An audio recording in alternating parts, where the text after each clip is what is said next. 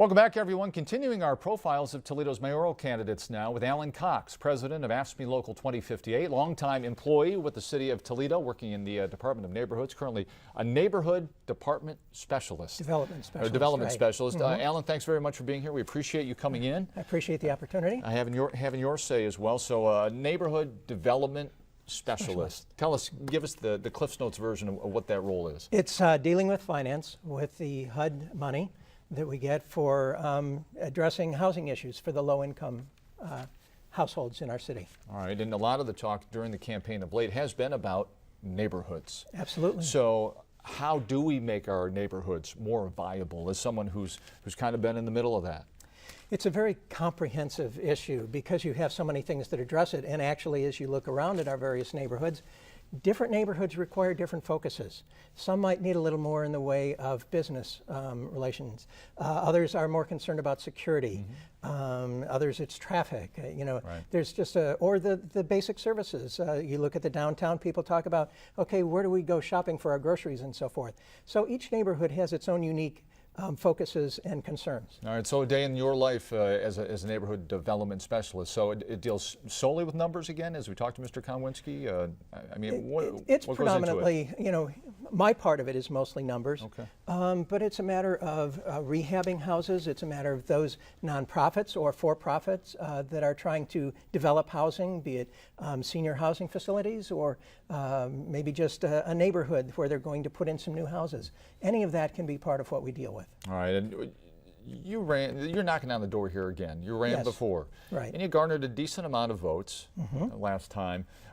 What's calling you to continue to beat the drum here? You don't have the support of all the labor. You don't have a ton of money. Right.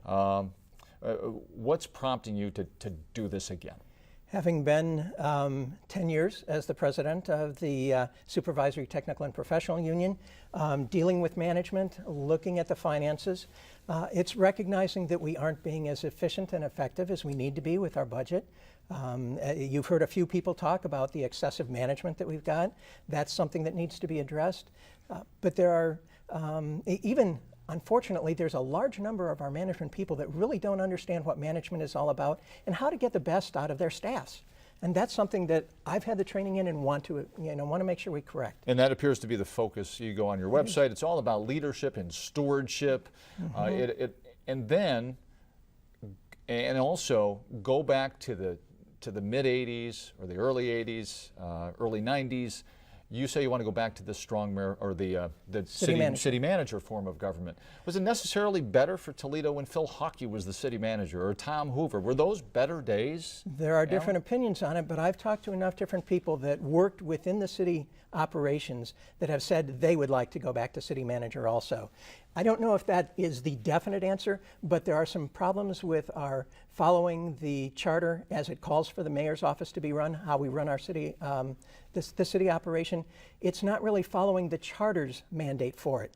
And I know I've been ridiculed and sort of mocked about talking about management and leadership, but if you look at it, it says that the mayor is the chief executive and administrative officer. That's management. But how realistic is it that you're going to change the charter, go to the voters, go back after you're elected, right, and have all this happen to become not a strong mayor for which you would elected to be? Sure. Well, because I'm trying to show the people in my 4 years as a mayor, I will show them how that strong mayor should have been. I've heard so many different definitions of strong. I'm tired of it. That's not the right word for it, So we need to help the people understand what is the responsibility of the mayor, or who is supposed to be the one who's running the city and making the major decisions. All right, let's go to the priorities under an Alan Cox administration. We talked about the city manager form of government, right-sized staffing. This is kind of the new hip term, Alan, for downsizing, restructuring, streamlining, but you would cut staff. I would cut staff and I would reorganize staff because some of it, we've lost a lot of the people that actually serve the citizens, and we've added management. Let's take some of those management positions and a lot of the money that we're spending on that and bring back some of those that provide the direct service to the people. Maybe in our police records area where they can't even keep up with all the records they're supposed to be entering and so forth. Those are areas that we can really improve on. Let's take a look at some of the other priorities while we have a few minutes of time here. You talked about resources for fire and police. Does that come part and parcel with what you just talked about in shaving other areas and diverting those resources to fire and police, to safety? Part of it is we have not finished civilianizing those areas in police that we can. That obviously saves money just by making sure that we have civilians doing the job, that we have police officers that ought to be out on the street doing their professional job, the thing they've been trained for, and have our civilians doing the back room, the office types of things. I know there's, people are concerned about safety. I think it's just a matter of making sure, talking with all of them, talking with the various levels of our police and our fire, and saying, are we properly organized? Are we properly, arranged in terms of the quantities? I know there's been some criticism. Do we have too many lieutenants and captains in police? But that's something that I can't know because I don't have as much inside information about that. How do we know that you'd be an effective salesperson, economic developer, if you will, go out and pitch this city? We know that the incumbent does that. How do we know that you're qualified to do the job? Or do you lean on other people? Do you lean on the Port Authority, the RGP? I mean, all of those agencies. What do you do? Absolutely. The city is not supposed to be the driving force behind economic development. We're supposed to provide the support for the businesses that are wanting to come into the city, be it in the neighborhoods, be it a major company. I think we need to focus a lot on the smaller and medium sized because those are the ones that are going to be most stable. Once they've maintained their stability as far as a successful company, they're going to be more stable in our city. Bigger companies can move out more easily. I want to ask you about electability. Yes. You say that you're not taking endorsements formally from Yes. groups, right? But you take testimonials or put testimonials or editorials or endorsements from people who know you on your website, and then they don't sign their names. I did that because I don't want people Shouldn't to we feel... know who these people are who are backing you? Is that a contradiction in terms? I would have no problem. And if they gave me the permission and they didn't mind having their name, I think every one of them would be willing to have their name disclosed.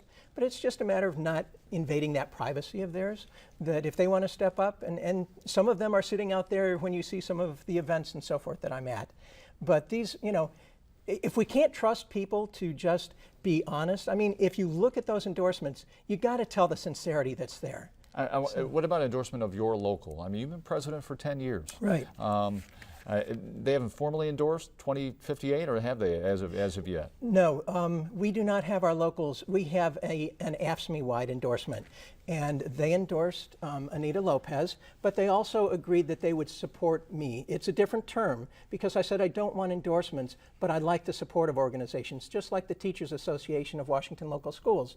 They provided a letter of support because they understand that I understand a lot of the importance of education in turning our city around. And you have a son attending at Washington Local Schools, Sure, Whitmer High School. sure. Alan Cox, thank you so much for being here. We appreciate it. Thank you. It's good that you're a part of this process, and we wish you the best of luck on September 10th. Thank you so much. All right, we come back in just a minute. Opal Covey will join us right after this.